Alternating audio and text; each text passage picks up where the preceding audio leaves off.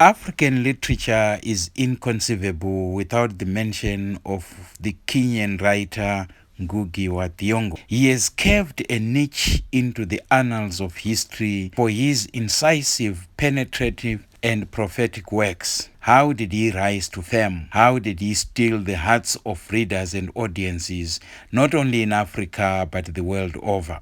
As we delve into a short history of who James Ngugi is, we take cognizance of the fact that this is a man who has stood against all kinds of injustice. The Kikuyu Kenyan writer is a legend. His original name was James Thiongo Ngugi, born 5 January 1938 in Limuru, Kenya. He is considered East Africa's leading novelist who has written a number of major novels in English. He is sensitive to negative effects of colonialism. He adopted his traditional name and wrote mainly in the Bantu language of Kenya's Kikuyu people. He attained his bachelor's degrees from Makerere University, Kampala, Uganda in 1963 and Leeds University in England.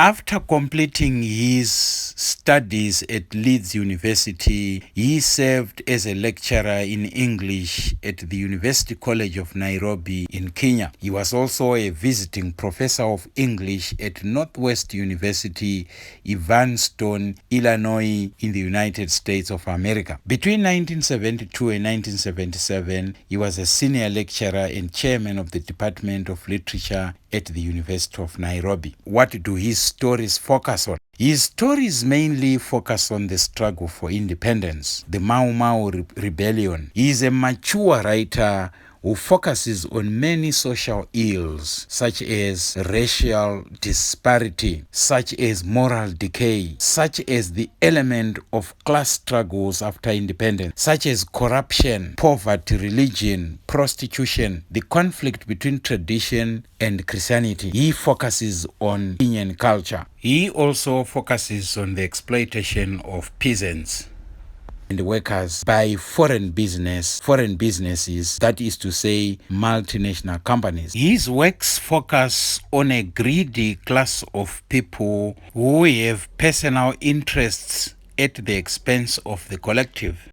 This we see in various books such as I'll Marry When I Want, Death on the Cross, Matigari, Petals of Blood, and Secret Lives, just to mention a few. In Decolonizing the Mind, Ngugi wa Thiongo expresses the great need to decolonize the mind of the Africans. The native dictatorship that is after independence is also under serious scrutiny in his books. His novels and plays are an attack on capitalism, religious hypocrisy, and corruption. He is also a writer who has portrayed in his essays the link between literature, politics, and culture. His contribution to the literary world is phenomenal. Ngugi wa Thiongo argued for the use of indigenous language. This is the reason why he decided to use his indigenous name. He says that the authentic African issues can only be conceived by using African language. After a long exile from Kenya, he returned in 2004 with his wife to promote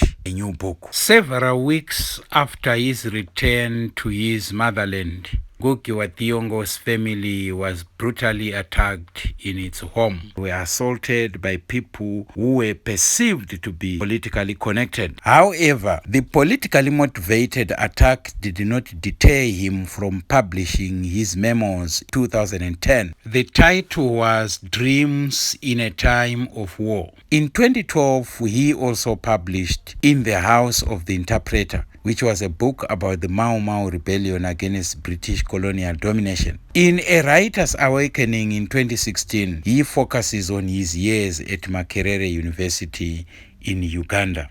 Arguably, he is a legend among legends. He shares the stage with the likes of Chinua Achebe, Wole Soyinka, Ezekiel Mpatlela, Charles Mungoshi, Dambudzo Marechera. Chenjerai Hove, writers who focused on African literature and making it visible on the international scene. He remains an icon in the literary study of Africa to do away with the perception that African literature can only be written from the point of view of a white man using a white man's language. If there is anything that you want this channel to focus on, please be free to share your comments in this comment section. Don't forget to like, and if you are not yet a part of this family, please subscribe to this channel and click on the notification button so that every time I upload a video, you will be notified.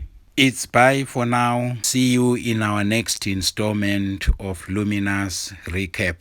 So my full name is Ngugi wa Thiongo. It simply means Ngugi, son of Thiongo. So my name is Ngugi. But if you ask which Ngugi, because there are many Ngugis, then it's Ngugi wa Thiongo, son of Thiongo. So Thiongo is my father's name. When I began to write in 1960, was 60s, you know, there are really few African writers, but now there are very many, the younger generation, very many writers, including from my own family, There's one problem right now in African literature, and that this literature is written largely in European languages, So even those writers of our generation, we wrote in English, French, or Portuguese, okay? And that trend continues to the present. So the struggle that there is now also is a struggle for where African writing in African languages is trying to assert itself, yeah. Is that for me is literature written by African people in African languages. Just like Spanish literature is written in Spanish, but you cannot tell me there's Spanish literature written in Zulu. You can't say that, oh, Spanish literature is only that literature which is written in French, right? Or French literature is French literature written in Chinese. Right? Well, I think I like to call it now Europhone African literature. Europhone, because just like you talk about Francophone, uh, Anglophone, and so on. What I wrote in English, in say A Grain of Wheat, Petals of Blood, Whitman Child, the river between, all those are part of Europhone African literature, But and which is different from literature written by Africans in African languages. Yeah, language is part of the identity of any given literature. Okay, yeah. The literature of African diaspora, has been very, very important for the development of African literature, on the continent, of the development of African writers on the continent.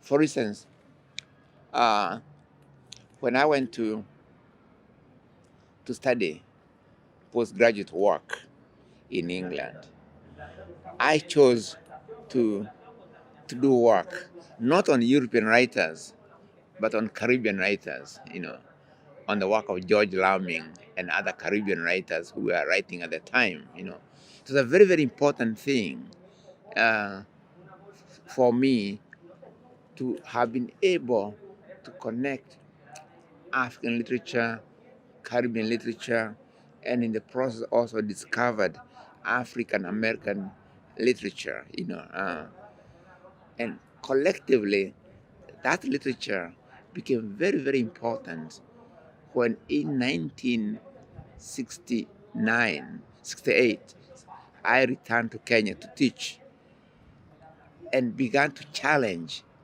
the dominance of English literature department as then organized, because in those days, the study of art literature meant the study of English literature or the study of European literature. And in Nairobi University, we changed all that. We said in Africa, African literature or literature written by African people must be at the center. Yes, you start with the African literature at the center, and then they radiate outward to other literatures.